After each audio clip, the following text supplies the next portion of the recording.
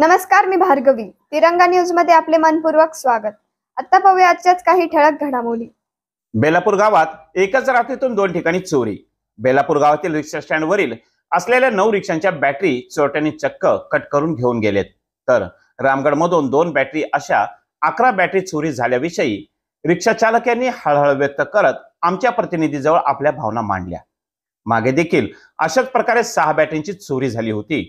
मात्र पोलिसांनी त्या ठिकाणी आरोपींना धरून त्यांच्याकडून 3 बॅटरी रिकव्हर केल्या होत्या. नंतर आरोपीचे काय झाले हे आम्हाला माहित नसल्याचे आरोप देखील यावेळी करण्यात आले. क्या हुआ रात को यहाँ पे? चोरी हुई। क्या काय की? रिक्शा के बैटरी का गया हमारे। कितने गए? या स्टैंड पे से 9 बैटरी का गया और रामगढ़ में 2 बैटरी का गया। एक हमारे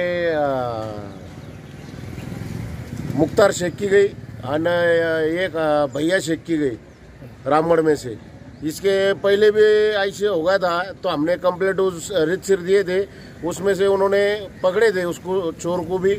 तो उसमें हमारे को 6 बैटरी का जब गए थे तो जब हमारे को 3 बैटरी का मिला, 3 बैटरी का मिला नहीं। और चोर को क्या होया वो अगला मालूम नहीं अपने को। अभी कितने बैटरी का? अभी टोटल 11 बैटरी का गया, बाकी का क्या है वो अभी तक मालूम होने का है। ये कब मालूम हुआ तुमको? अभी हमारे ऊपर को मालूम हुआ है। त्याचप्रमाणे श्री साईबाबा मंदिर या ठिकाणी देखील चांदीच्या पादुकासह दानपेटी फोडण्यात आली.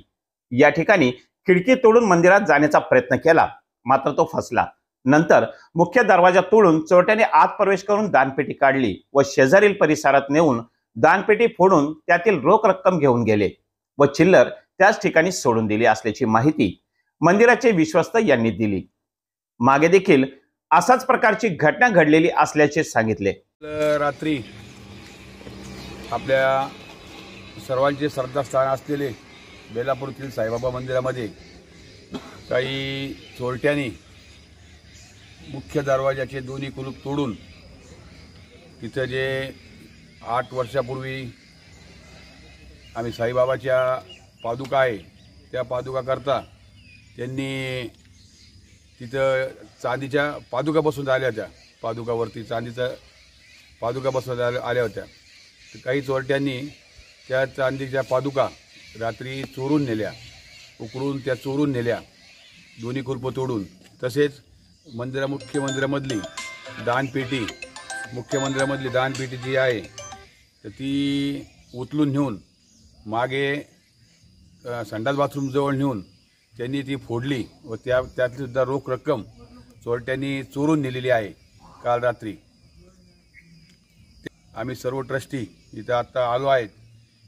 यापूर्वी अशी घटना घडली होती का? यापूर्वी सुद्धा सुरुवातीलाच पहिल्याच वर्षी मंदिर स्थापना झाली 2016 मध्ये बाबाची मूर्तीची.